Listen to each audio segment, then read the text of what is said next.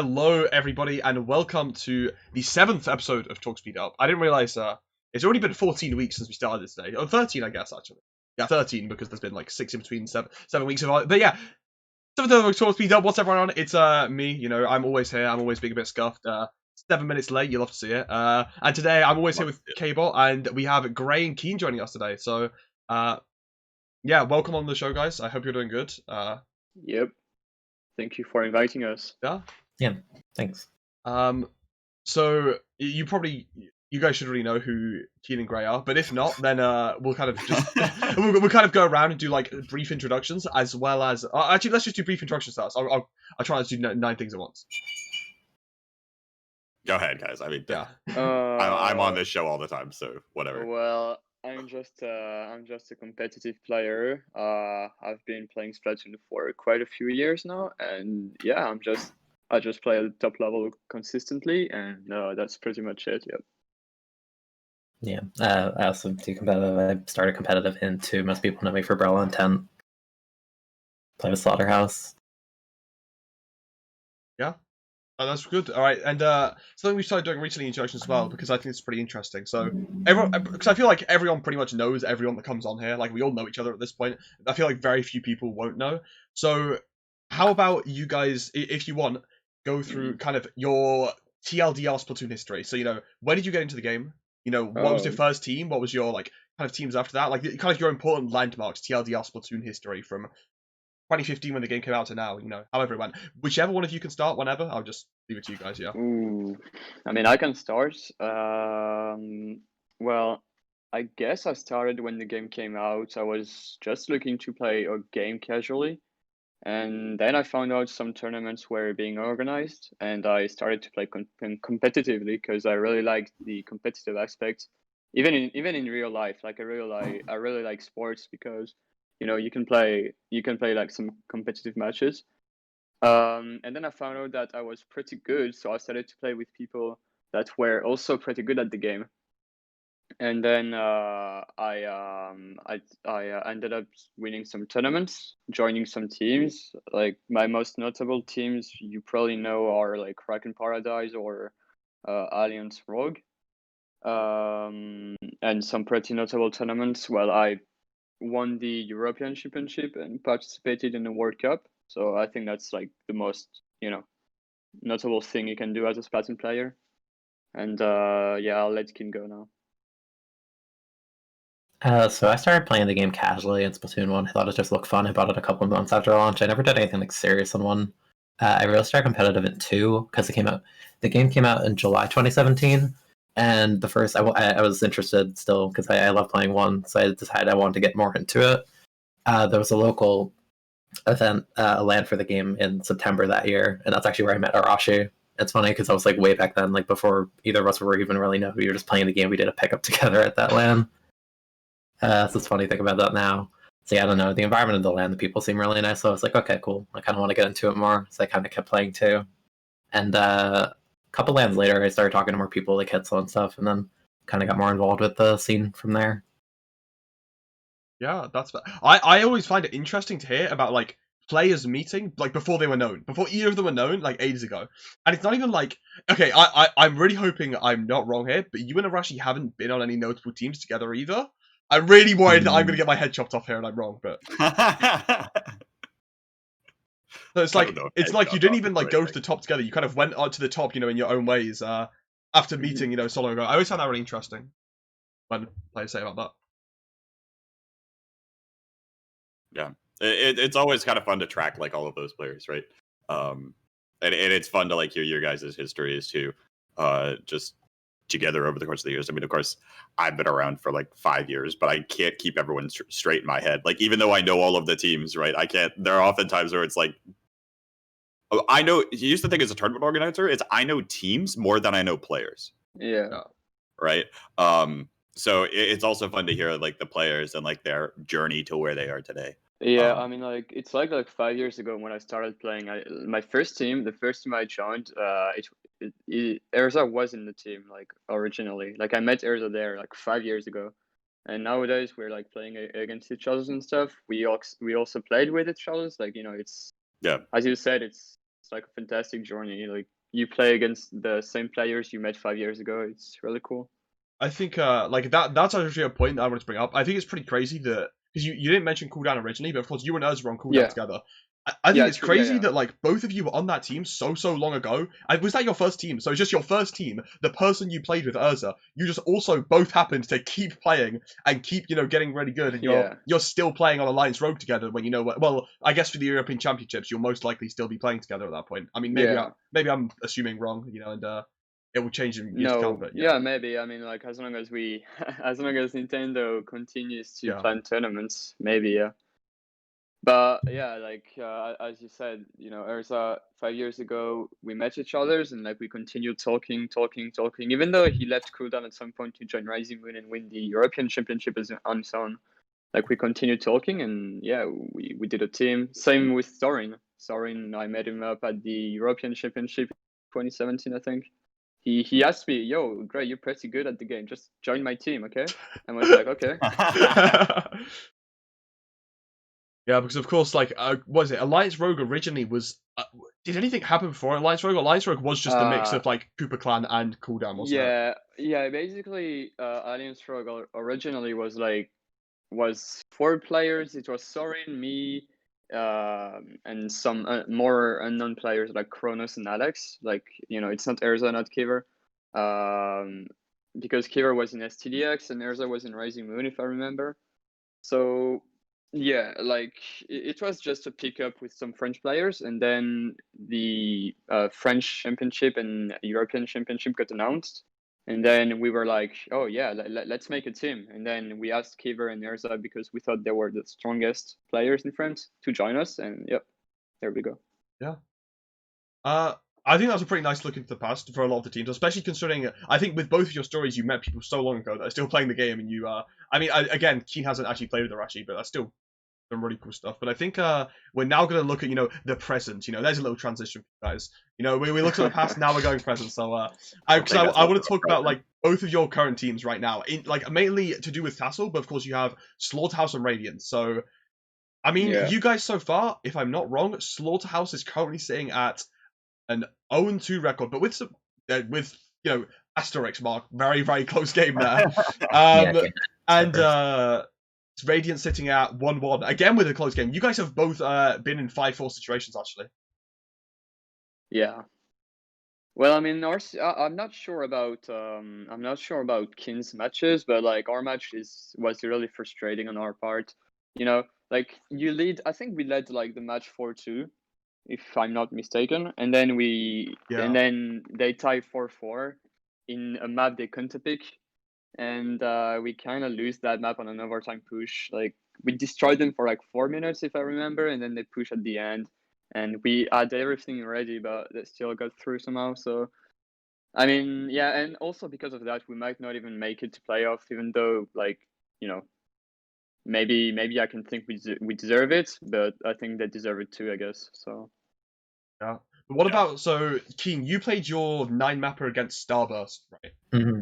What was that game like for you guys? Because I think a lot of people, I'm not gonna lie, I got flamed for this hard, me expected, were like saying, okay, it's not gonna be a close match, Starburst, they've come off such a close match with FD Win, they're doing so well, second the best in NA, they're still just gonna, they're gonna get rolled over. And then you guys took it to 9, and it was really close. That could have easily gone either way. Like, what was that like for you guys? Like, did you come out fully positive, or did you like think you should have won? Like, what was it like for you guys? Comment on the match.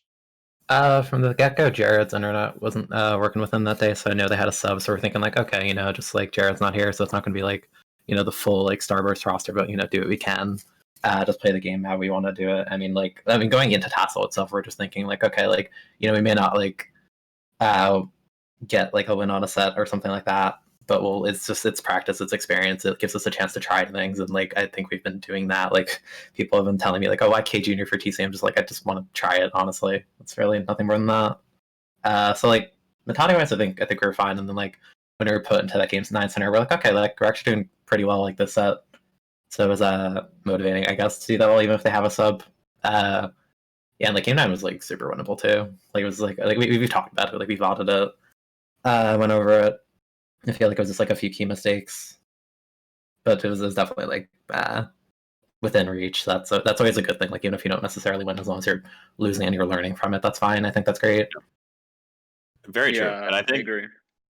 that's a lot of, I mean, like, not every team in Tassel, obviously, you should probably come in with the mentality that you want to win this thing, right? But Yeah. at the same time, like, correct me if I'm wrong, but the majority of the reason why this league is made is because the top players all wanted to play one another, right? Like, even less so, like, in terms of proving yourself as the best, but it's also a really good matter of like learning, right? And a really good way to continue improving yourself, continue like thinking a little bit more analytically about your own gameplay and in a competitive environment, because it's one thing to do it for like scrims, it's like, all right, well, yeah, I could have done this, that, or the other thing, but I wasn't really thinking. But then you turn it into a competitive environment and you're like, okay, we really should win this. And then you start out reviewing that. I think like that can also lead to a little bit more improvement. So yeah, it's been a lot of fun to watch, honestly, from a lot of different perspectives, and not just like who's going to be the best, but also like who are the ones showing improvement. Like again, Slaughterhouse coming out versus Starburst shocked everyone. And sure, Starburst had a sub, like you can call them 9 different asterisks, but at the same time, you guys put on a very strong performance that definitely should not be understated. So even though you're 0-2 on the scoreboard right now, things are definitely very close, and you've definitely Yeah, proven to a lot of people that you still belong. it's always really fun to see upsets happen, even though they ended up not winning the match. I think like it was more interesting for people to watch this match. Yeah, I think that's kind of part of the fun thing. Is Slaughterhouse, like projection wise, is definitely like on the bottom end of it, but like it's kind of fun being the underdog and just playing the game how you want to play it and thinking like, okay, let's just try this, and if it works out, then people are like, oh wow. I love seeing the K Junior. It actually put in a lot of work. Like Bubbles can be so threatening. I mean, Bubbles, like a lot of people have always said, wait, did Bubbles get nerfed from that one patch where everyone said they're the best special? I actually can't Yeah, remember. it was nerfed. Yeah. Okay, they were nerfed, but they're still very, very good, right? I mean, people have always said the problem with Bubbles is like there's kind of few weapons that can hardly utilize them. But if you can find one of those like Squeezer or K Junior, if you can get a big use out of those, I really love to see that sort of creativity. And of course, Slaughterhouse being a team where you have Soldier as well, it can be really, really fun to see that sort of creativity. But I was actually going to ask Gray because of course you have Radiance right now and you lost 4-5 to Rift, really close series, super winnable. Yeah. And then you recently had your set against Lemonade, which you started dominating and then it became a bit closer towards the end, ended up being a 5-2. How are you guys like feeling about your performance right now? Because I feel like you have been more dominant before. Do you think the teams are getting better, or do you think you're currently like in a bit of a rough patch and you're trying to kind of like build out of it? If you know. Yeah. Okay. Yeah, I understand the question. I don't know, honestly. I think teams are becoming a bit better, of course, because everyone's been practicing a lot. Because this tournament, of course, is bringing a lot of hype, a lot of motivation. But I think we've been on a rough patch a long time ago, like 1 or 2 months ago. We had like a very tough time to adapt to the meta, to adapt to the people. But to talk about current events, I don't know. I think people are just becoming a bit better, and yeah, we need to adapt because 5-2 against Lemonade. I think we could have won 5-0. Like we could have won 5-0 even against Rift. Like we shouldn't have lost the series, but we did. So I think I don't know. We have like I don't really know how to say it in English, but like basically we kind of get ahead of ourselves sometimes. Yeah. I think I know. So you're saying like you get like a bit too ahead of yourselves, like potentially. Yeah. Like what I mean is Lemonade, they're really good players, but in scrims, we did some scrims against them, and we literally won everything by a large margin. But in tournaments, they show up, and I don't know why, but we're doing worse. So like we just win 5-2. So yeah, I think we get a bit ahead of ourselves. I don't know how it's gonna go against the usual guys or Freeze, but yeah, I don't know. We'll see. Yeah, I mean, I think that's definitely valid as we talk about these, especially leagues, right? In terms of these competitions, is I think it's very easy to lose sight of where exactly you are in relation to the field. Like what I mean by that is like during a tournament, if you're like I think FT Win's a perfect example of this, by the way. If you're in a tournament that's double elimination, you just kind of like playing until someone starts to challenge you, and then you start turning your brain on. And sometimes for FT Win, that means like FT Win has to lose the set. And then they're like, oh, hey, maybe we should like actually try to play the game. And then they turn on and they completely stomp through losers bracket, including oftentimes getting the reset. Like that is not uncommon for a team like FT Win to do. However, I think that it's certainly like a little bit more like difficult to keep like that always on mindset in this league, right? Where it's a little bit more drawn out. You don't know exactly who you're going to go up against. If you think you're so much better than a team, then you're probably going to sleep on them a little bit. Like that's the nature of things, right? You're going to be more focused. If you're not used to these league settings, you're probably going to be more focused on those teams at the top, right? You're going to be Gray. In your case, you're probably going to be more focused on looking at Freeze, looking at Rift, to see what they're doing and see what you can do against them, and not really paying as close attention to the teams that look like they're struggling a little bit more, right? So I think sometimes it's difficult to get those preconceived notions out of your head, and it's one of the things that makes for interesting sets and things like that. But the other thing to note is that these are things that I don't think the general viewer base talks about, right? I think that like as most spectators in Splatoon look at a team and they're like, yes, this team is always this tall, right? It's like they're always this level. But in reality, there are times where they're going to fluctuate depending on the exact roster lineup, depending on what weapons they're playing, depending on how they're thinking on the day, right? Like these things will fluctuate quite a bit. And I think probably more than a lot of people anticipate when they're just watching the game. Yeah, No, sure. yeah, I agree. But yeah, I was going to say for sure. I think we'll probably go on to the next point. Unless, Keen, did you have anything else you want to say about Slaughterhouse, just in general? Or Kbot have anything to ask about it? Because if you have, I don't know, you want to say something crazy about Slaughterhouse. I don't want to rush ahead, if you have something to say. So yeah, I guess one quick thing is it's not the first team we've had with Soldier. We had Optimal with Soldier before, so we have a history. We started playing and really talking kind of back on that team. So even after that team ended up fading away. Like I was always friends with Soldier. We always just played, and we always enjoyed the synergy between like Squeezer and like Tent, or just Squeezer probably in general. And like I feel like we're two of the people that really, really like. I'm pretty sure I can say both of our favorite specials are bubbles. So like being able to like play in comps with like two bubbles is just really fun to us, I guess. Yeah, I think. Sorry, yeah. Two bubbles is probably like reasonable, right? Like.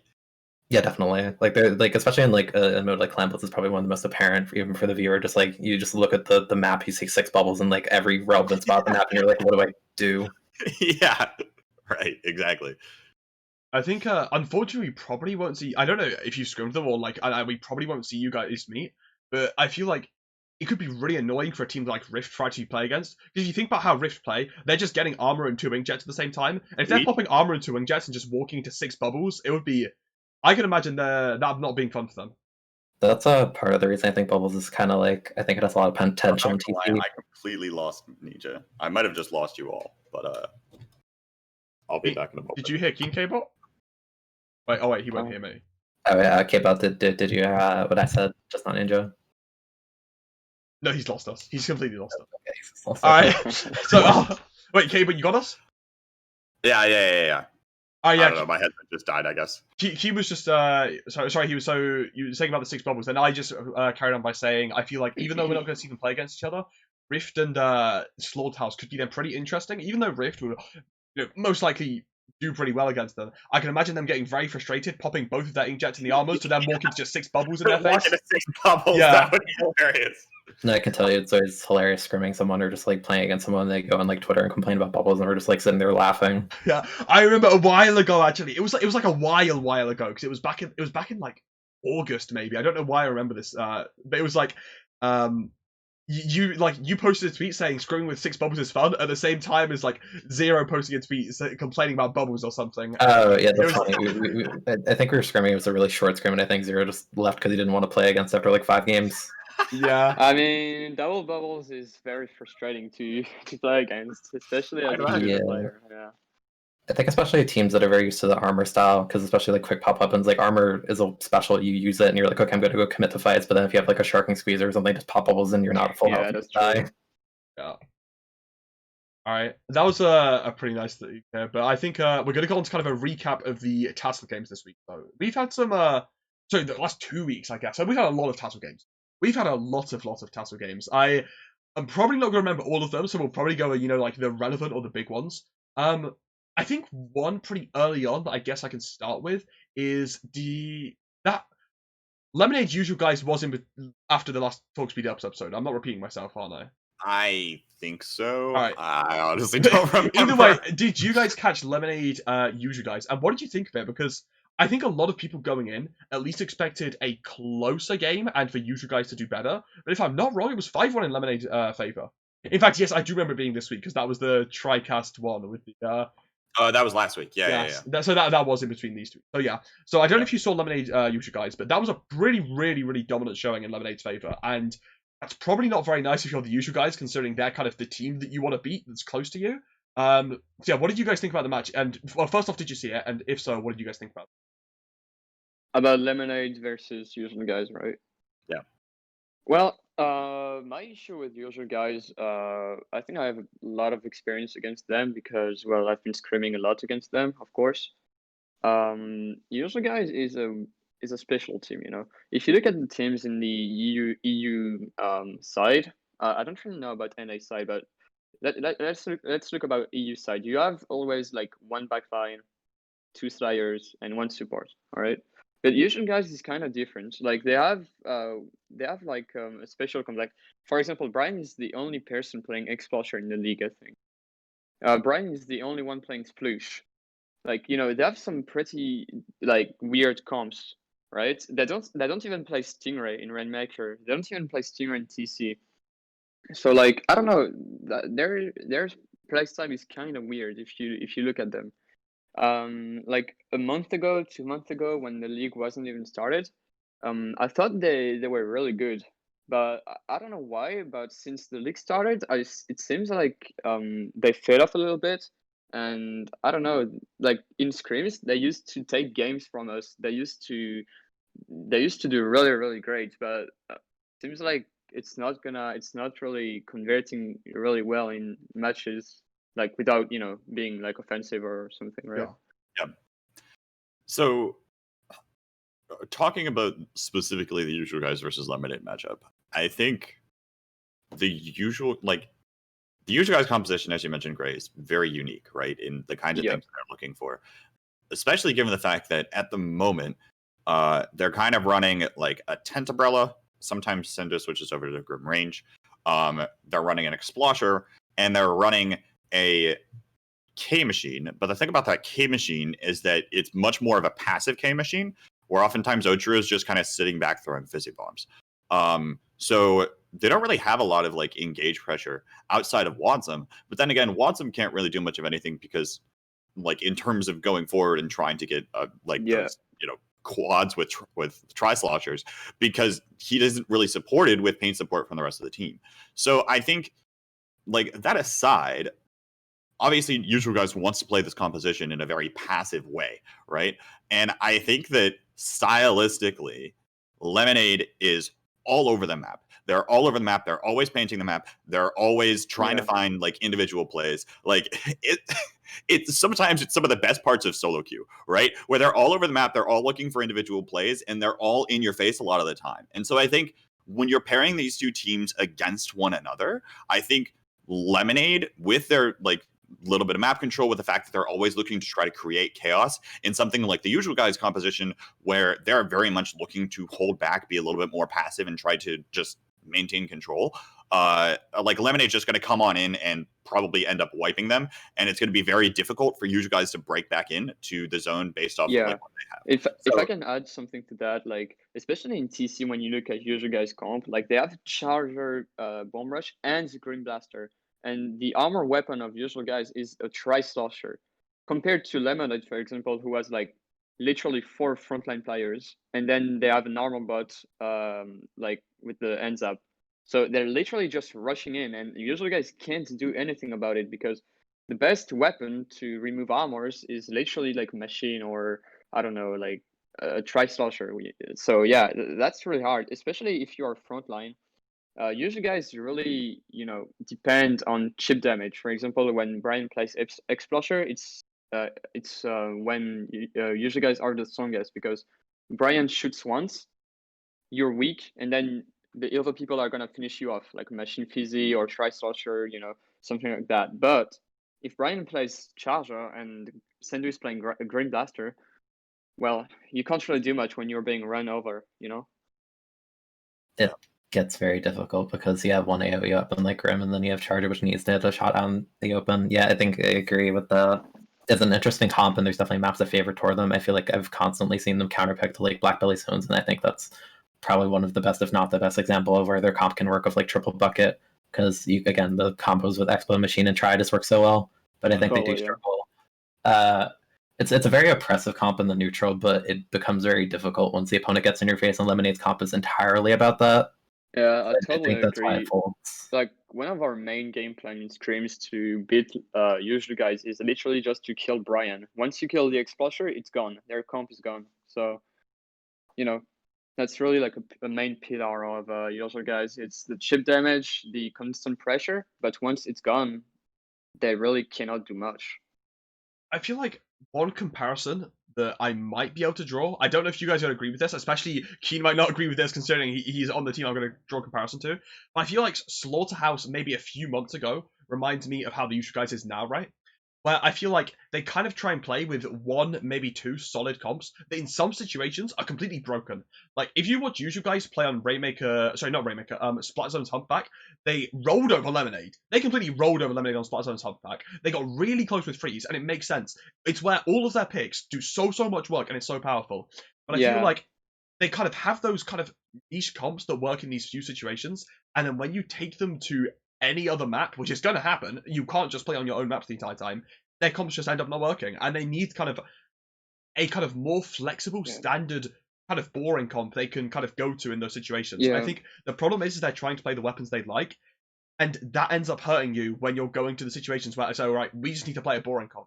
And I feel like that isn't Slaughterhouse now, but I'd say a while ago, maybe you guys disagree with me, especially Keen might disagree with me. You guys had your kind of niche comp that sometimes would be broken, and then in some places you just lose because it wouldn't work in the map.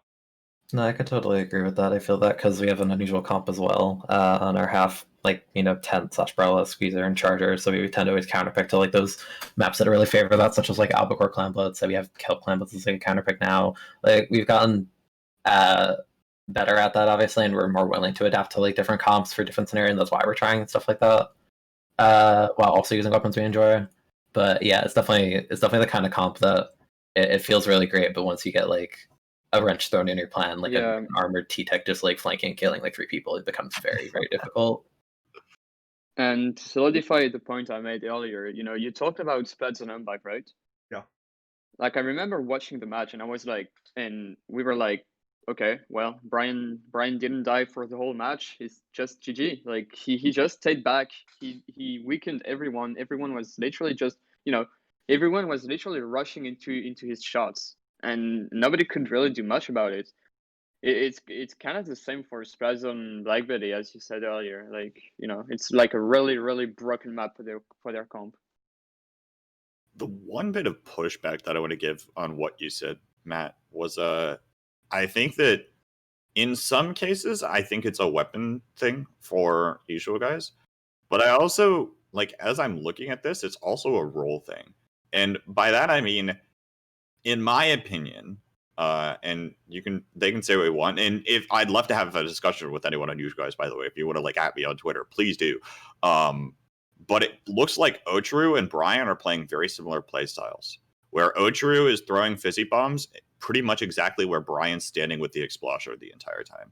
And like in my mind, I just don't see how both of those are going to be mutually beneficial. Now, I think an aggressive Kensa machine can work very well in this composition. And I've watched Ocharu as a player play an aggressive Kensa machine and be a beast on it in a lot of cases.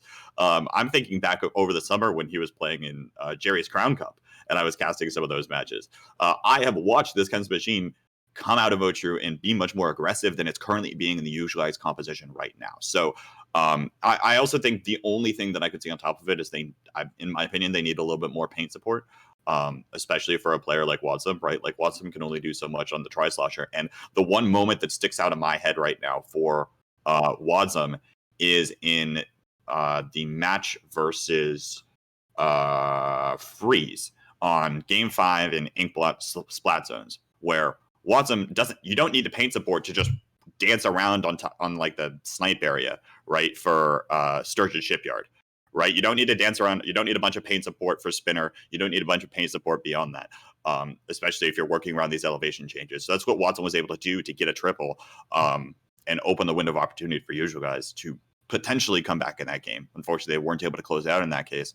But on a lot of maps, they just don't have the paint support. So I think in some cases, it's a little bit of a composition thing. In some cases, it looks like a little bit more of a role thing to me, right? Where, again, it looks like there's an Explosher and a Fizzy Bomb main standing on the map for usual guys in some cases. That's just my take, though. Yeah, actually, I totally agree with you. One thing about usual guys is, I talked about earlier, they don't have an armor weapon, right? Their armor weapon is Tri-Slosher, which means nobody's gonna paint for him. He's gonna have to paint for himself, especially if he has Oshuru like as as the second Slayer, which is supposed to be like his partner in crime. Like, if he's staying back where Brian is, it's not gonna help him very much. When I played against usual guys in Scream, it's just kind of Watson just going alone, trying to make plays, but no one is really following him. So even if he does make a play, unless he's doing like a crazy quad, well, nothing is gonna really happen. But I think usual guys, it's really like kind of negative momentum.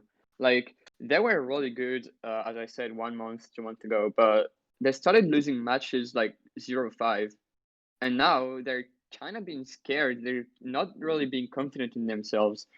So yeah, it really impacts their gameplay, I think. I mean, I suppose we're talking about kind of the passive idea, and I think that confidence can massively affect that.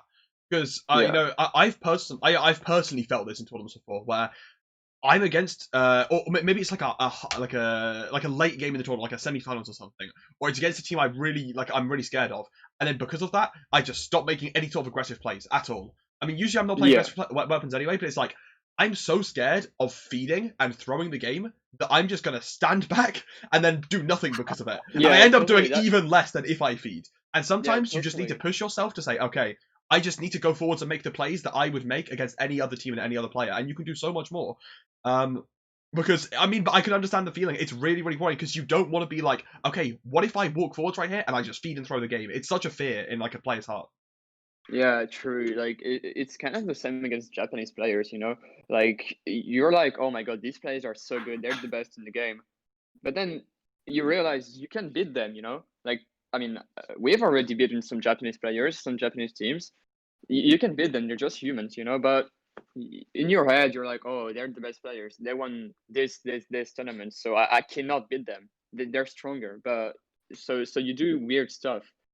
It's kind of the top player privilege. Like you can beat them, but since they have like their special names, you're not acting normally. Like I saw that in Smash Bros as well. Like some players, they're about to beat some top player, but since it's this top player, they're not playing normally and they're making some mistakes due to like I don't know nervousness or they're being stressed and stuff, so they don't beat it. That's kind of a weird comparison, but I think this can apply to Splatoon. Yeah, for sure. Keen, do you happen to have any comments on that too? I would definitely agree. There comes, I have to like end up balancing it. There comes a point where sometimes you end up focusing more on what your opponent is doing than what you're doing, and you completely forget the game plan you're trying to go for. So you kind of get lost in that space, and then you just don't end up doing any of the things you just told you tell yourself to do. Yeah, definitely. Yeah, exactly. Yeah. All right, so sorry, Kbot, were you gonna say something? No. I mean, that's probably enough on like usual guys versus limited. Yeah, I don't know how usual the guys. other matches because we just spent like 10 Yeah. minutes on that. I mean, we were trying to. I want to give some a significant one. So, what are the significant matches? Do you guys have any significant matches that you wanted to talk about that happened, like that we've not really already touched on? Any three? I don't know. I mean, I don't really know. I think all matches have been pretty equally interesting, honestly. Like, except if you take like the Rift against Radiant match or some other 4-5 match like Slaughterhouse against Starburst. I think all matches have been really interesting. So Yeah, I think for me, and like this is another thing that I'm thinking way too much about, is looking at team performance across their matches, right? Looking at how these teams are playing like what kind of play styles they're opting for. And then, I mean, of course, I'm much more scientifically minded, so I'm thinking in terms of numbers, and maybe we can get to those in a bit, Matt. But yeah, I mean, it's fun for me to watch these play styles go up against one another, and also trying to figure out, because I mean, again, before this league, the last time we really got to see European teams like at the highest level was what, like 3 months ago, you know, That's 4 true. months Yeah. ago. Like it's almost like we're learning in the public eye, right? As a spectator, we're relearning some of these teams, especially given the fact that many of you guys are rather new rosters, right? Obviously, you guys have played together before. For example, you went with Radiance instead of calling yourselves Guru.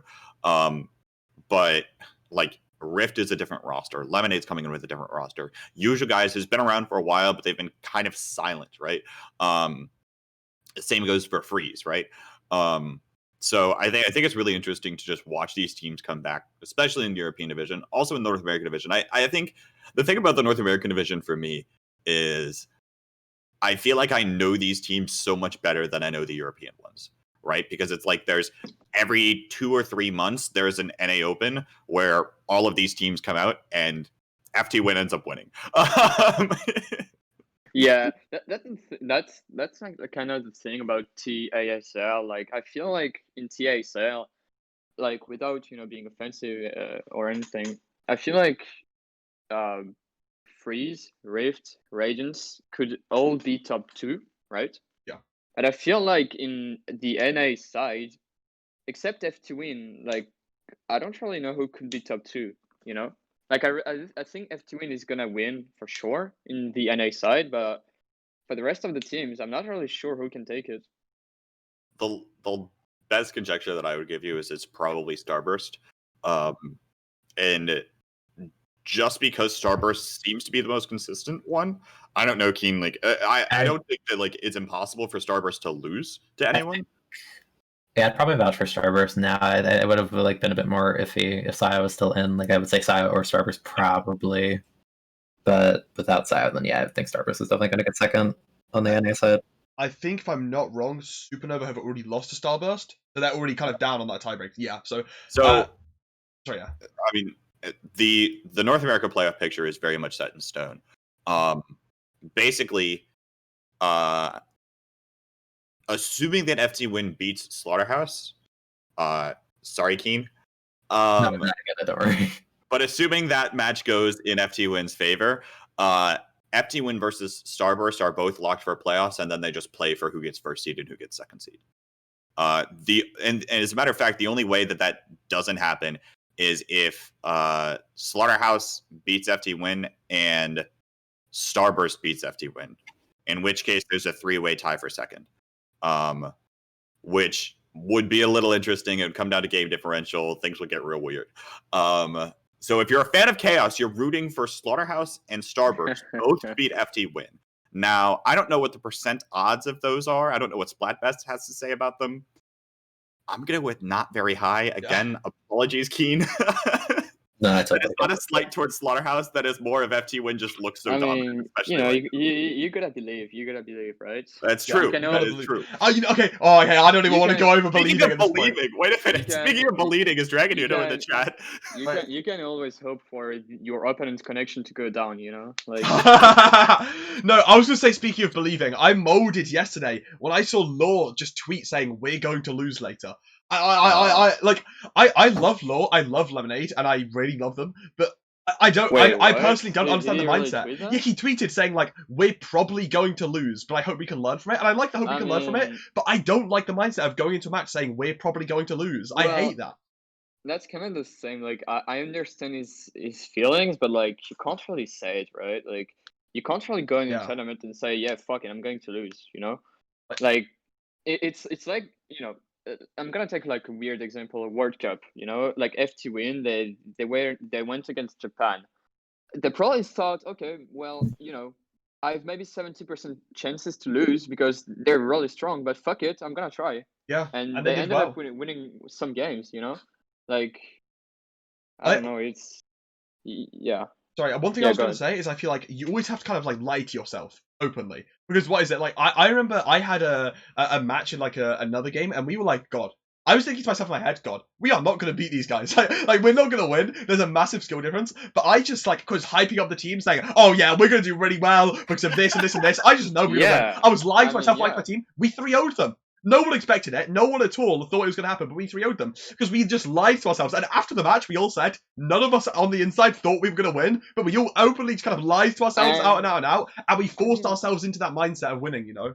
even if like you think you're not gonna win, at least enjoy the game, right? Like Yeah. you need to enjoy yourself, enjoy your teammates and stuff. Like even if you think you're not gonna win, it's sometimes in some situations you can, it's like debate, you can argue about it, but no, don't ever go into a match and say, oh fuck it, I'm gonna lose, fuck it, like. Yeah, it just becomes a self-fulfilling prophecy if you say like, "Oh, we're gonna lose." Like, of course you're gonna lose. Even in real life, you can't really go into like a job application and say, "Oh fuck it, well I'm probably not gonna get the job," but yeah, like, Yeah. All right.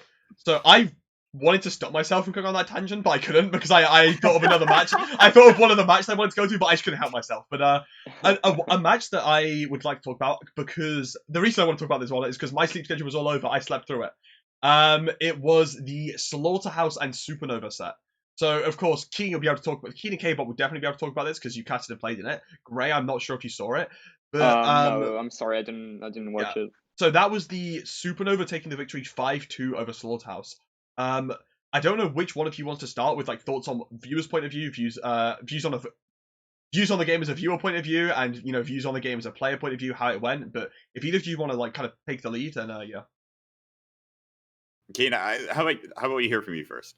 Yeah, basically going into the Supernova set, I guess our mentality was, I guess it goes back to the Lemonade Usual Guy thing, where if you think of how Lemonade plays, it can kind of throw a wrench in Usual Guy style. I think that's pretty similar to the Supernova thing, except instead of like a full team of it, it's kind of like when you're playing with like a tent, a squeezer, and like a charger, like that kind of comp. Basically, our mentality going in is like, okay, we can't let Zero just like shark and go for random hero plays, kind of thing. So that was kind of our thought going in. And so instead, Juan went for hero plays. Yeah. Yeah, so that was kind of our thoughts going into it. I think 5-2. I think the games we lost were super winnable, and there definitely could have been like better moments. But again, I kind of think we were going in with the mentality of like, let's see how it goes, and like even if we don't win, we're going to talk about like what do we want to do, and let's see how well can we do that kind of thing. Yeah. The interesting thing for me is in that set, Slaughterhouse actually won both of the counter picks that they went to, and Supernova just won the neutral maps and their own.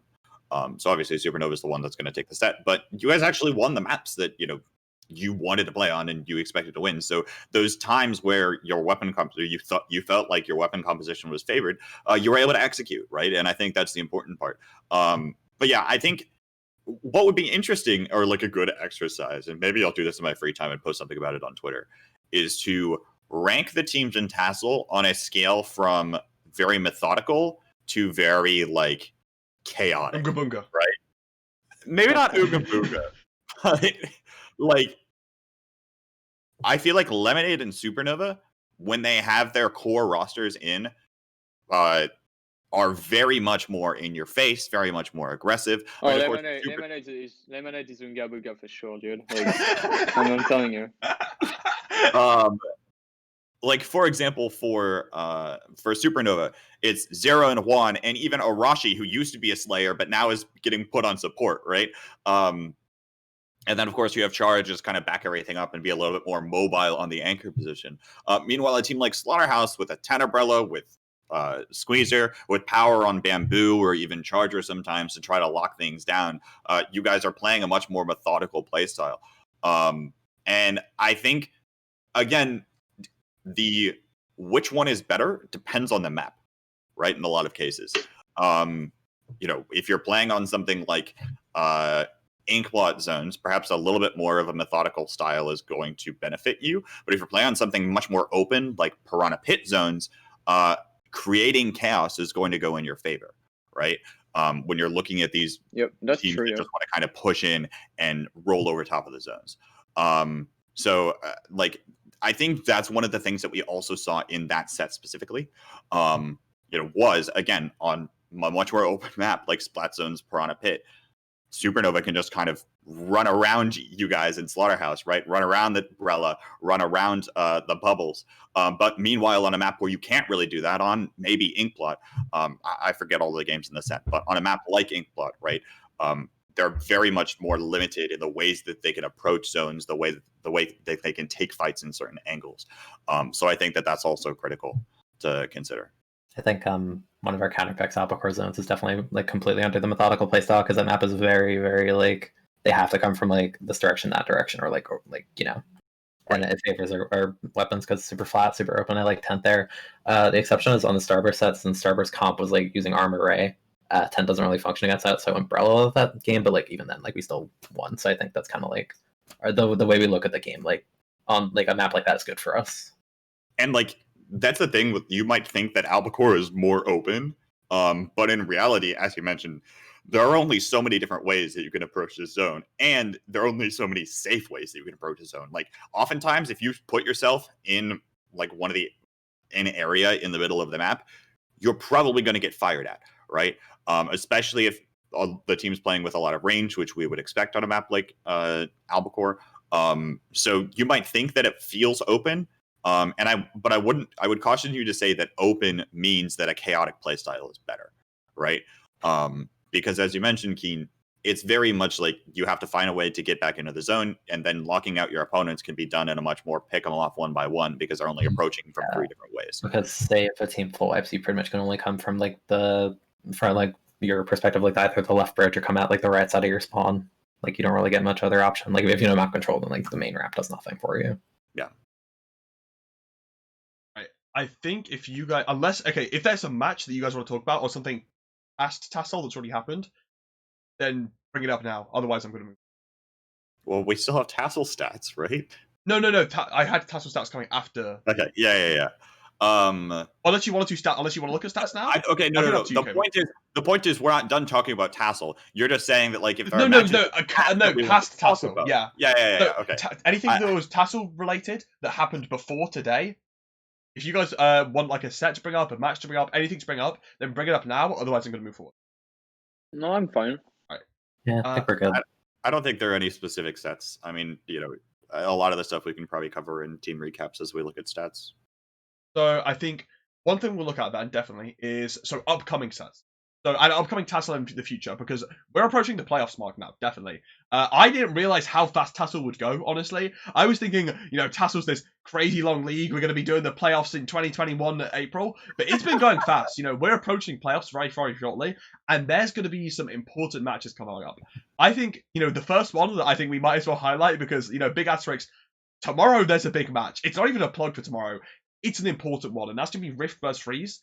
And that's going to change a lot because there's kind of two outcomes, I guess, where if Freeze wins this match, then if Radiance beats Freeze, there's going to be a 3-way tie, and it's going to be a lot to do with math differential. But if Rift wins tomorrow's match, then it's all going to come down to the Radiance Freeze match. So a lot rides on what happens tomorrow. It's a big, important match. As far as NA goes, I think, as we said earlier, it's pretty set in stone, but potentially there's still some future matches you want to talk about. But yeah, so tomorrow there's Rift and Freeze. What are your guys... First off, okay, let's do a rundown. What's everyone's predictions score-wise? I've already put mine in as a 5-3 for Rift favor.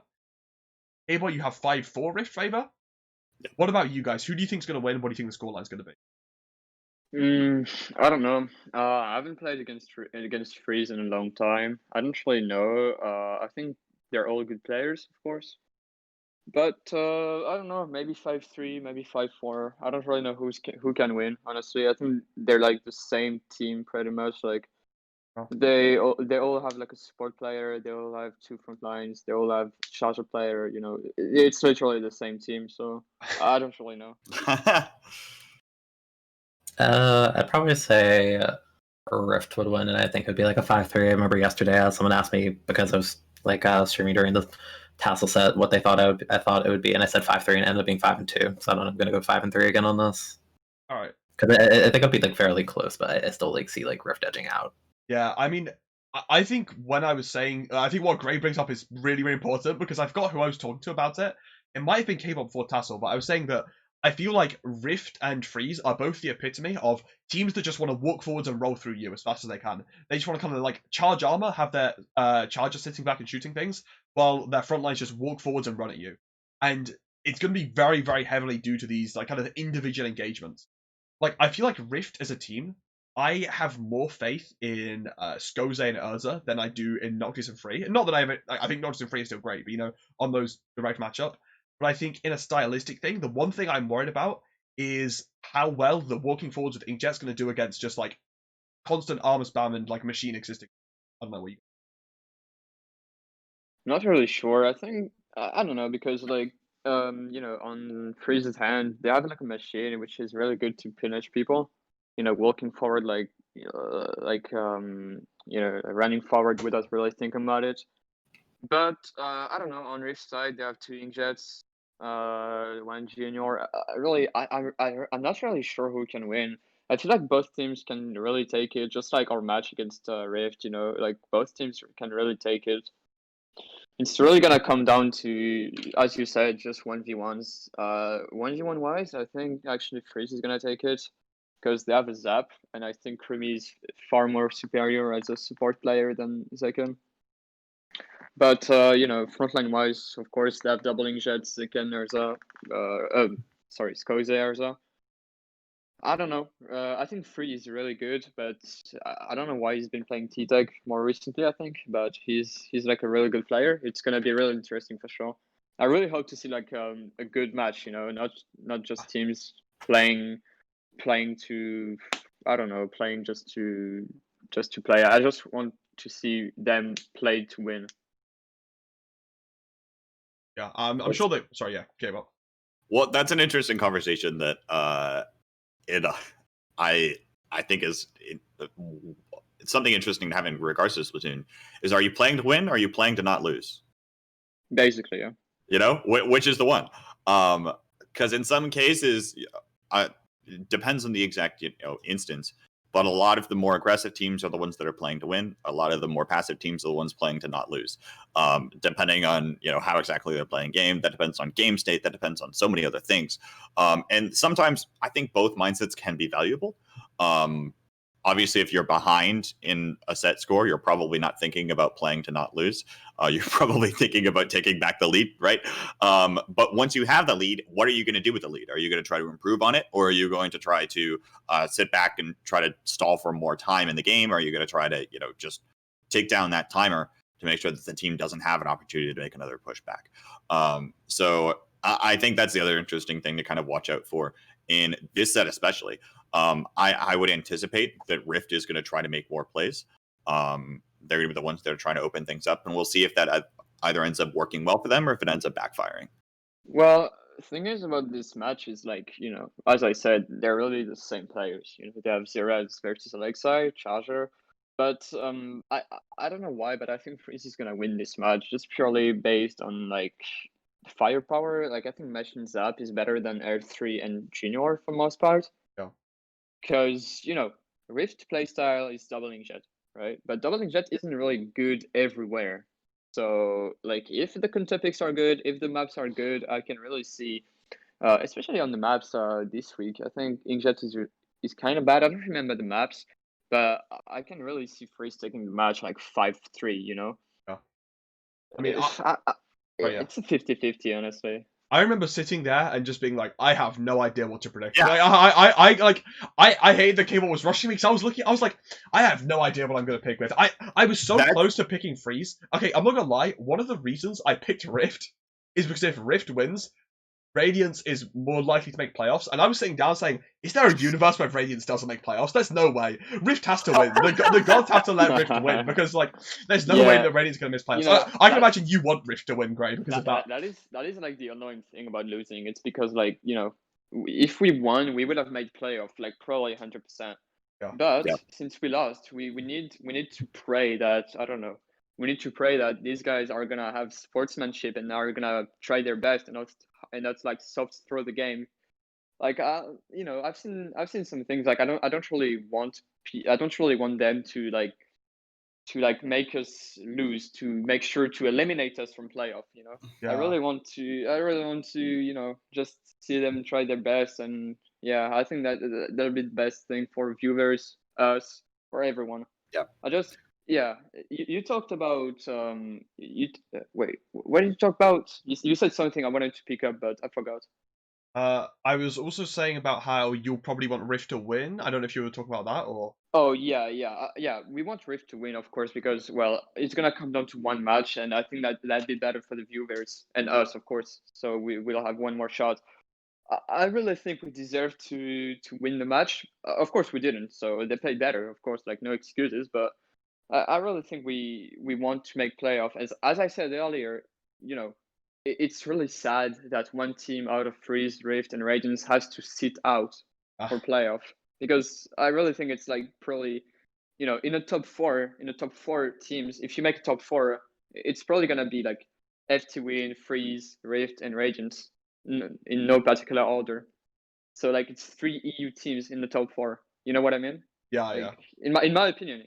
But I suppose that is the format of Tassin. It's like the EU and NA coming together at the end. That's kind of like the format, and that's the excitement of it. But it definitely will be. It will be disappointing that unfortunately one of you guys will miss out. That is like I literally thought of that as soon as Rift Radiance ended. I thought to myself, one of the teams out of Rift Radiance and Freeze aren't making playoffs. That's really disappointing. Because at first I thought it was going to be Rift, and I had really low expectations on Rift. I'm going to say it.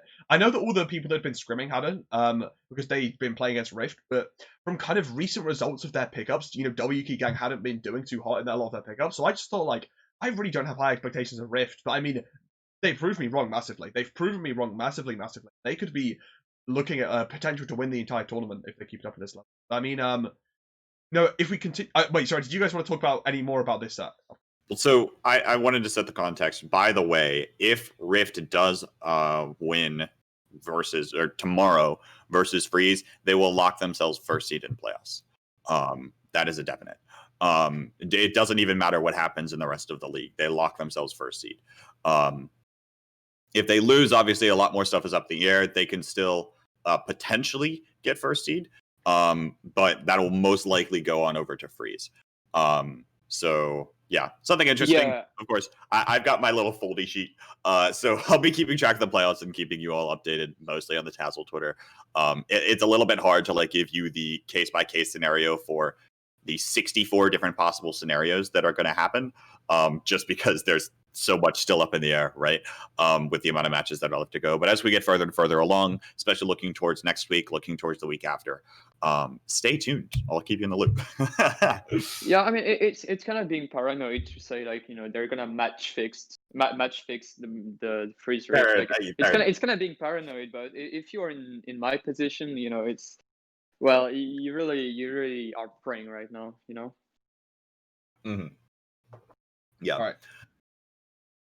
I was going to say, did anyone have anything else they wanted to say on the Rift Freeze match happening tomorrow? Keen, did you want to comment on it still, or?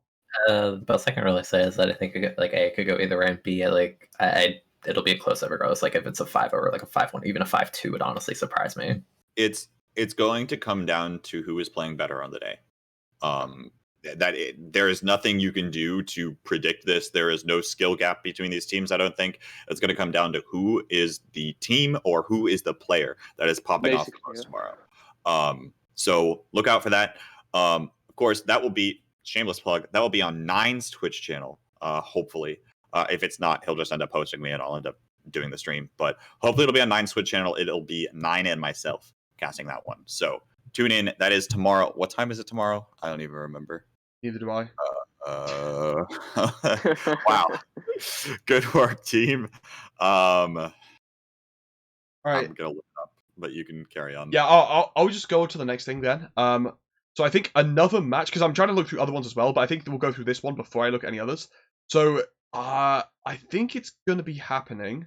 Yeah, it's a rescheduled one. So this could be happening right at the end or whenever Starburst and FT Win decide to do it. But Starburst, FT Win. So they're kind of, the top two teams in NA. The last time they fought, it was very close.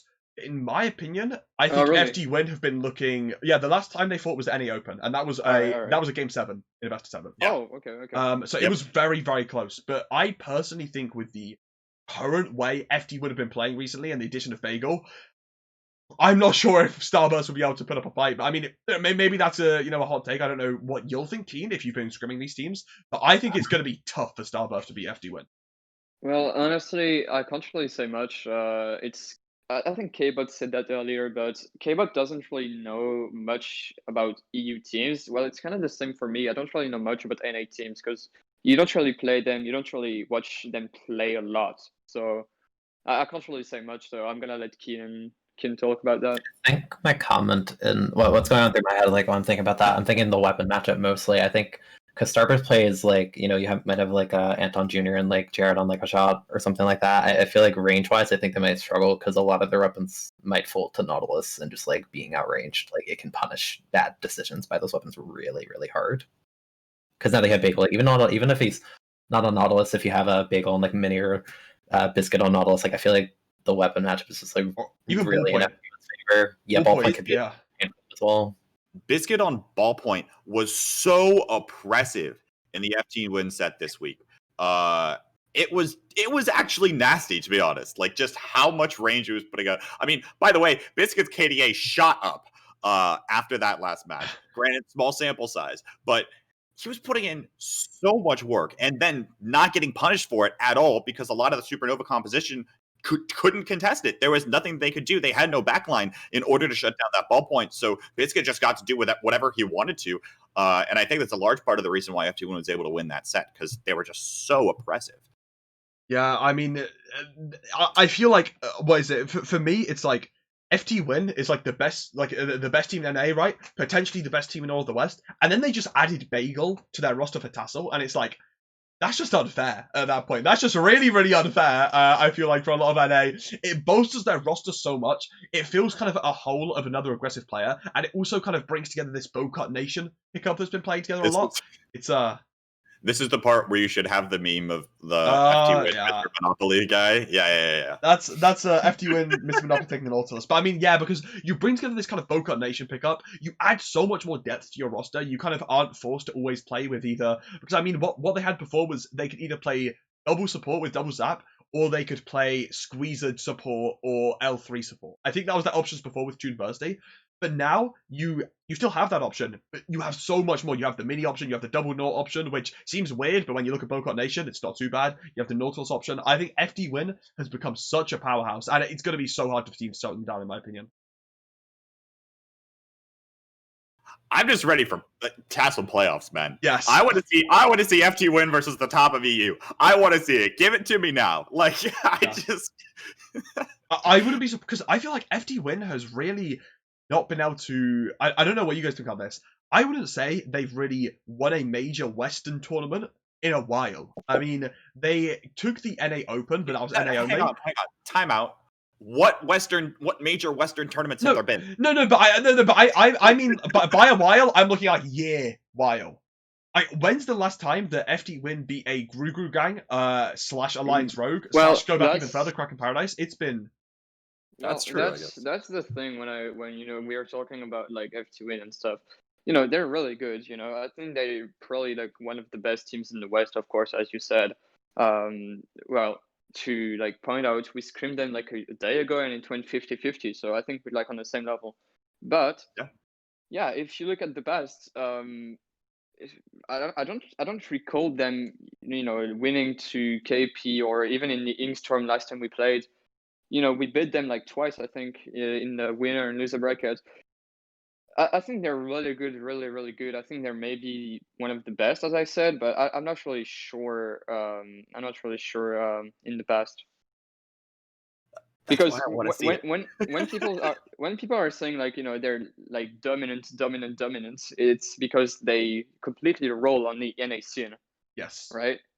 But when we talk about like a more general effect, of course they're still like amongst the best, but they're maybe not rolling as much as they do on the NA scene, even though they're still really, really good, of course. That's why I'm saying I feel like Tassel could be their first tournament. They get a really big W over EU, and like exactly, I'm on the EU side, so like I shouldn't be too biased being part of it, but I'm not really sure who I want to win at this point. There's a lot of teams that I'm supporting, a lot of teams I really like here, but yeah, exactly. I think this could be the big FT Win tournament, especially with a lot of pickups. But I wanted to ask, apart from just talking about how dominant FT Win are, going back to sound of Starburst, Keenan, since you will have scrimmed these teams more, how much of a shot do you think Starburst have? Or maybe not how much of a shot they have, because I feel like everyone thinks it's like 90% FD win, right?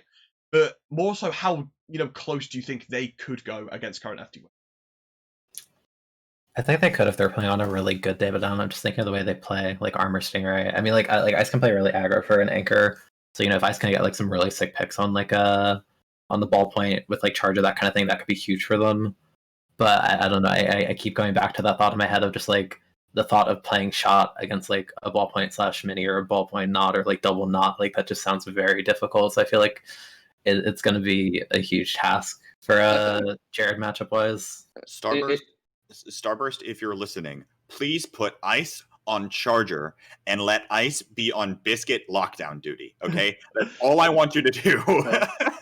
Even if it's I not think I think that'll do well against the Flatlings.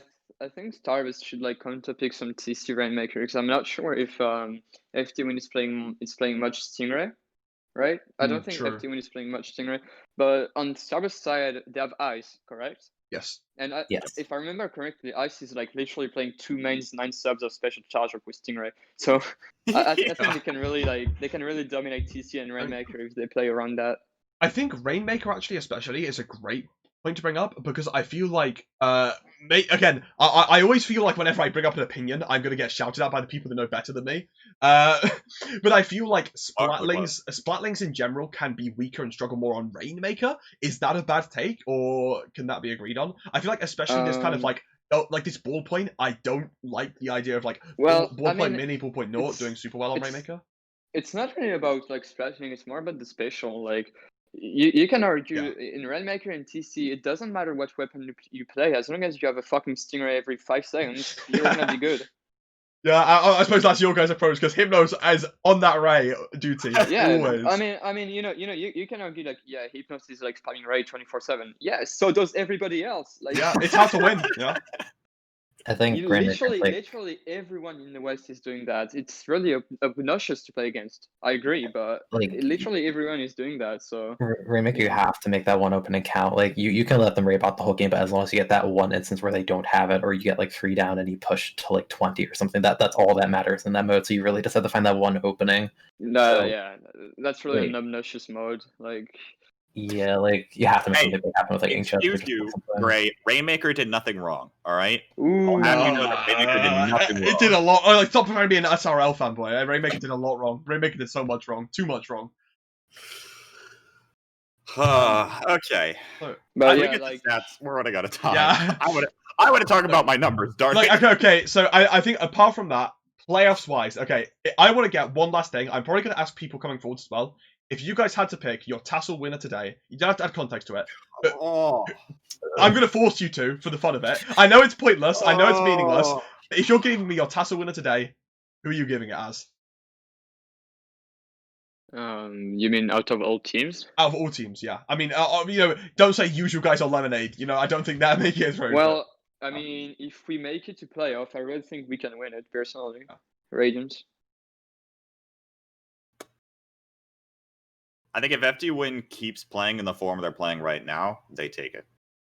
I think. Now, granted, I'm interested to see how Freeze does this week or tomorrow, because you could argue they haven't been challenged very much yet.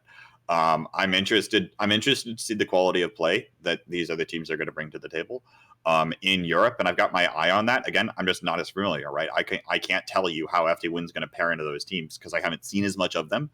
So I want to see more, and obviously I'm not making an actual prediction today. So I'm going to say FD Win, NA bias, Right. And we'll go from there. That's fair enough. What about you, Keen?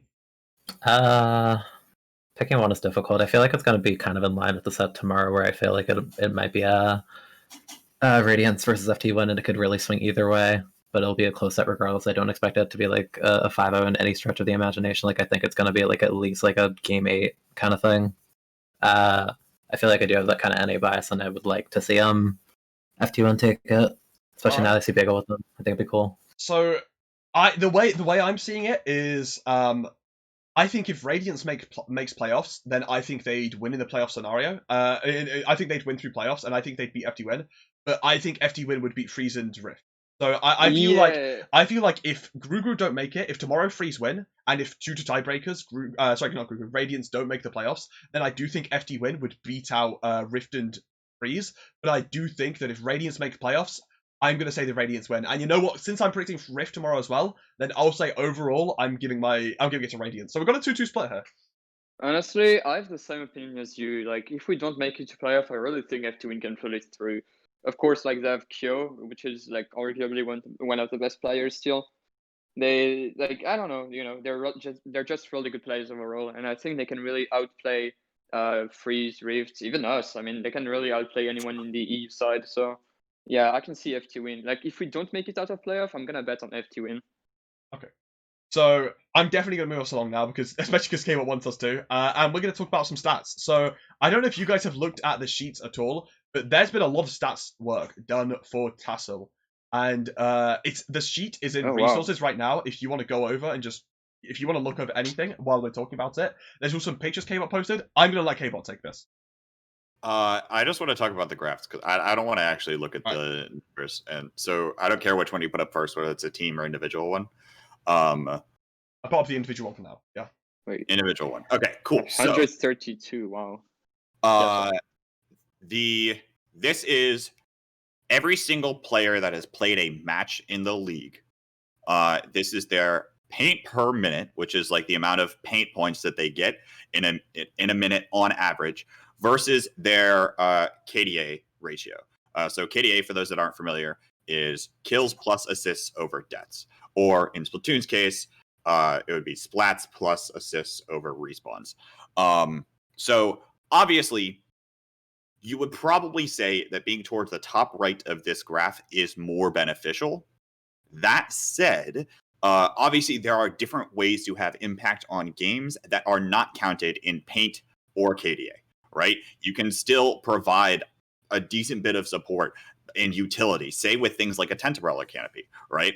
Maybe that's not going to put out a ton of paint, but at least it's going to get your team towards the objective, right? Or be able to protect them a little bit more. So there are different ways that aren't necessarily counted on this, but I think this is interesting to kind of look at and see exactly what's going on.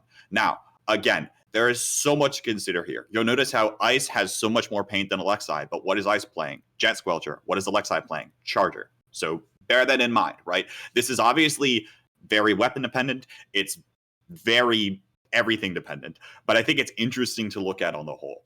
I also have it color coded in this case based off of the role that they're playing right now. So you'll notice that like the aggro players are in red. They're very fluctuant in KDA, and they're a little bit on the lower end in terms of paint because that's not their primary focus. Meanwhile, the support players are all very high in paint and very much ranging and fluctuating in KDA.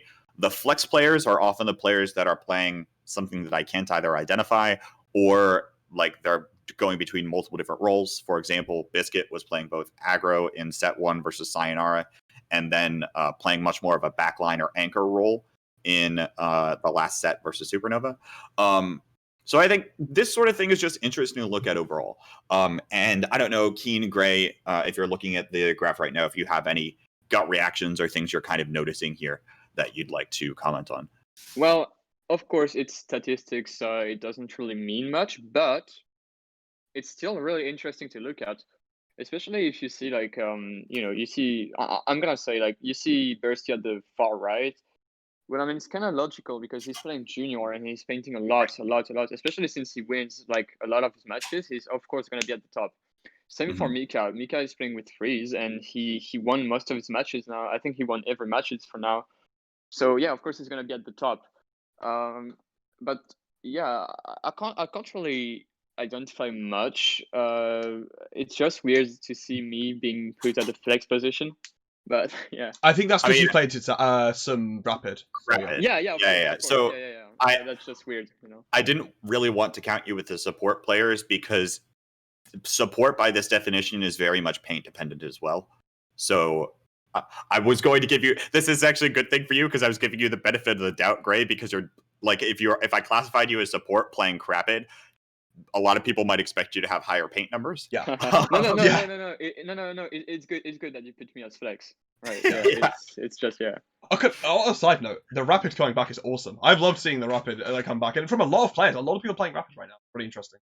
But I think, talking about this graph, I think something that's interesting to me is KDA seems to not really be decided based on your role too much. Like, we see a lot of different roles up in the KDA. The one thing I will say is that you have more backlines up there. You don't really have aggro's too high. That makes sense. I'd say mainly just because of the divided by D stats, you know? Yes. I think dying a lot is going to definitely bring that number down.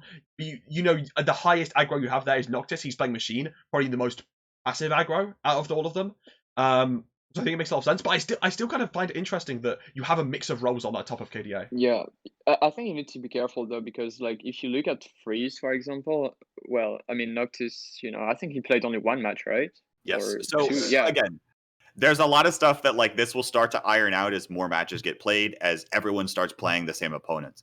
But like Matt, to your point, deaths is probably the most important part in KDA, right? Yeah. If you're not dying a lot on the back line, or you're not dying a lot on support, getting a lot of assists, obviously that's going to be very fluctuating.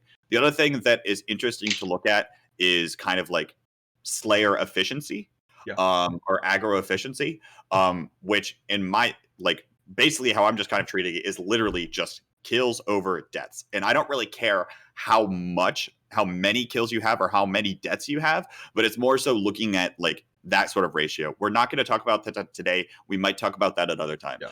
But that's something else that I've kind of been looking at and monitoring that I think is more important for aggro, as opposed to how many are you getting, right? And this is very much a little bit more on the how many scale. I think another I reason... think it's sorry, go ahead. No, you. Okay. Yeah, I think it's really interesting to see the backline or the flex player ahead. But I really think like players, they don't really play KDA, right? They just play to get kills. Maybe they die, it's okay. I think it's more like backline players that should be on top, because players are just looking to do some, I don't know, some double kills, some clutch kills. They don't really play to get a lot of kills. They play to get important kills. But on the backline side, they're just playing they want to stay alive, they want to punish people overextending and stuff. So yeah. I think if you look at the backline role as well, you definitely see a correlation in how much your team is winning and how high your KDA is. Which I think says a lot also about how much your team can keep you alive, because if your team gets wiped, then you're going to die too a lot of the time, and they can walk into you. But for example, if you look at Biscuit, Ice, and Alexei being so high, I don't think any of them have lost a set yet, right? And they're also higher, which I think says a lot about, kind of how the role works in general. I think another thing I want to note before I hand it over to someone else is Sendu is the lowest KDA. He's the only person with a KDA lower than 1. And a lot of people might see that as bad, but I think if you add context, he's playing Tent. As Tent, you kind of walk in and die a lot of the time without getting kills, but you add so much value doing that. Yeah. So I think like that's why you can't always just look at stats and be like, wow, Sendu bad. Can we send it to our resident Tent expert? Yeah, I was gonna say as far as entertainment, the two teams with 10 umbrella players on the KDA are on like the bottom left. I mean, that's just natural. Like Tent's a weird case, because especially vanilla Tent, like you don't have a hammer or anything. You might get a game where you go like 4 and 10, but sometimes you make it the random game where you go like 15 and 7. Like it's a really weird. But sometimes it feels like it kills people easily. Sometimes it never kills. I think it's really cool that you guys made some stats about all of that. I don't know if you have stats about other things than KDA and ping per minute. But like the danger is, people take this too literally and say, "Oh, Sendu is the lowest KD. Okay, he's bad." Or, like you can't. something like that. Right. Yeah, I really think it's so cool that you guys made that. Like, it's really interesting. Can we send it over the team stats too? Yes, I was gonna say, do you want to look at teams or? Yeah. Let's do that. So this is the same chart, except it's average team KDA and paint per minute for the entire team. So obviously there's only 9 points on the chart because they're per team. But I think this is also very interesting to look at. Also, you might have seen the graph that I tweeted out on the Tesla account a while ago. There were some mistakes with that. So F2Win's not painting twice as much as Lemonade. It's much more closer than that. But you still see F2Win at the top there. Their KDA went up after their series versus Supernova. By the way, this does not include the match that was played yesterday between Radiance and Lemonade. So those numbers are going to fluctuate a little bit more as well. Yeah. But yeah, so I just think this sort of a thing is interesting to look at here on the whole. Yeah, definitely. I think another thing we can look at is Slaughterhouse having the lowest KDA is, I think, it kind of reflective of their playstyle, if you know what I mean. Like, they're kind of, I feel like Slaughterhouse are a team that's setting up to win the objective rather than walking forwards to kill everything. I'm sure Keen will be able to like comment or agree on that. Yeah, if you're on like Squeezer 10, you're not going for kills. You're going for like the setup for the game-winning push or play. Yeah. So I think it's I think it's more so interesting to look at the reflection of how teams play rather than how much they're winning, if you know what I mean. It's very, very reflective of that, in my opinion. Which I think, again, so in Slaughterhouse's stats. And yeah. All right, that's it for my little stats corner this week. More to come. Keen and Gray, looking at the stats, is there anything you guys want to like pinpoint from the stats that you've seen that's really interesting? I don't know. I'm not really sure how I can see how I can interpret this stat. Of course, we're kind of at the bottom because we only have one match, which was 4-5. But I don't know. I don't really know what to say. I think it's really interesting to see F2 win at the far top right, or I don't know. I don't really know, honestly. Anything from you? Oh yeah. It's just definitely entertaining to me seeing the aggro's just like encompass the entire bottom left because they just like paint the least because they're really just looking for their opportunities or they're just looking for like a bit. Oh yeah, that's true. I was thinking that you see like the distribution of red to green going like slowly moving, you know, from bottom left to top right, and I think that says a lot about aggro versus support and how they're playing.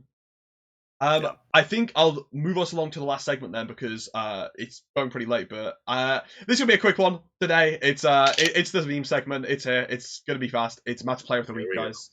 So yeah, match player of the week this week. I'm not gonna lie. I decided about 30 minutes before I pressed go live because I forgot about it. So it's How do you forget about your favorite segment? It's not that inspired. Like, I'm sorry, I've not been like looking at a lot of stuff recently. It was pretty uninspired. It's not that the strongest one, but I'm happy with it enough. Match player of the week this week is going to go to Kraken Paradise. The entire thing for coming back and playing the game. They were probably but biased because I played for a team. I have a lot of friends there. The team. Yeah, I have a lot of friends there, but it's probably one of my probably my favorite Splatoon team of all time. So it was really entertaining to come and watch them play, and they were doing well. Like I think I watched them Screaming Lemonade and had some really strong performances. I didn't see all of it because I was doing other stuff, but yeah, we won most games. Honestly, I mean, yeah, I'm saying won the league. Will KP come back ever? The question. I don't know. I'm not really sure. Okay. Like Plantro still has the military service. I'm not too sure about Kaji, but yeah, I mean, Plantro is not really here, so. Yeah. And I'm not sure if he still wants to play competitive, so he just played for fun, right? Yeah. No, I didn't really have that much to comment on. It was fun to see them come back. All I'm saying is Kraken Paradise Final Boss of Tassel when? I mean, why not? It's like the KP versus Olive match. I mean, why not? When? Yeah, yeah, true. It's got to happen, dude. I'd love to cast a KP Olive match, honestly. I don't think I ever casted a KP Olive match in my entire life, which I'm sorely disappointed by, honestly. But yeah, it would have been biased. Okay. I think I was actually also a massive Olive fanboy, so I don't know. Yeah, it's really sad to see them both go. I think we'll probably sign it off there. I wanted to just make that quick because it was pretty uninspired and we're going pretty late anyway, so I think that works out. Yeah, that was really cool. Yeah, thanks so much for coming on, guys. Thank you very much, Keen and Gray. That was really good. Thank you for inviting me. Where can the people find you? We'll start with Gray. Just Twitter, Gray_SPL, and Twitch, Gray SPL. Are you gonna switch the scenes, by the way, Matt? Oh yeah, sure. Are you just gonna have a stare at the KP logo for a bit? Keen, where can the good people find you? I'm on Twitter. I post under Keen_SPL as well. I also stream on Twitch at the same @Keen_SPL. Cool. Again, thank you both for coming on. Hopefully you all found this a little bit more insightful. Hopefully, the Tassel hype continues. We're midway through week 4. Shoutouts this week are very minimal. I saw in chat we didn't get to talk about SS Open. Not gonna lie, I was sleeping during SS Open for the entirety of it. So I did not pay any attention to that. Did you see anything from SS Open, Keen? Wait, what? Did you see anything from SS Open or? I was up late enough to see the tweet saying I'm gonna wake up in an hour. That's about all I got. Alright, so we all slept through SS Open. We're very sorry. Yeah. Oh my god. I was actually Gray, were you playing it? No, I was sleeping, dude. Okay, so we all little anecdote. Hitzel asked me to cast it with him at 9 a.m. and I was gonna do it, and then it got a while through, and I was like, oh jeez, I'm not gonna wake up at 9 a.m. tomorrow because I've got things happening, and I was like, yeah, I can't do it. Sorry, it's just I really wanted to cast SS Open, but I just knew I wouldn't be up, so I was like, no. I mean, like we couldn't even do it because even though in France we're in quarantine because of COVID, right? Yeah. Obito still has to go to school every Saturday. Like, what the fuck? Oh yeah. What the heck? Okay. Yeah, I still have to go to school. That's really awkward. Okay, cool. Other shoutouts this week. Pay attention to Tassel. That is literally it. Just, I'm going to shove Transatlantic Splatoon League stuff down your throat. Please go search Transatlantic Splatoon League on YouTube. VODs for F2 Win versus Supernova were posted last night, and VODs for Radiance versus Lemonade are getting posted this afternoon. So if you subscribe to the channel and hit the bell, you'll know when they go live. I don't tweet about every single one. Shameless plug there. Obviously, this is going to go up on YouTube on Nija's channel, assuming he remembers to do that. And otherwise, follow the Tassel Twitter account. Big match tomorrow, 2:30 p.m. Eastern, 8:30 p.m. Central European. It is Freeze versus Rift, and is very much going to set up the stage for playoffs. I will be on the mic along with Nine, and that will be on the 9 Whole Grains Twitch channel. So tune in for the match. You're not going to want to miss it. All right. Thanks again, guys. It's been great. For me, just, Watch Talk speed up. It'll be again back in 2 weeks. That will be probably before playoffs. So I don't think it's going to be about Tassel, but, yeah, get ready for that. And, yeah, thanks so much for coming on again, Keenan Gray. It's been really great to have you. And goodbye. I'll see you all. Yep. See ya, dude. See you.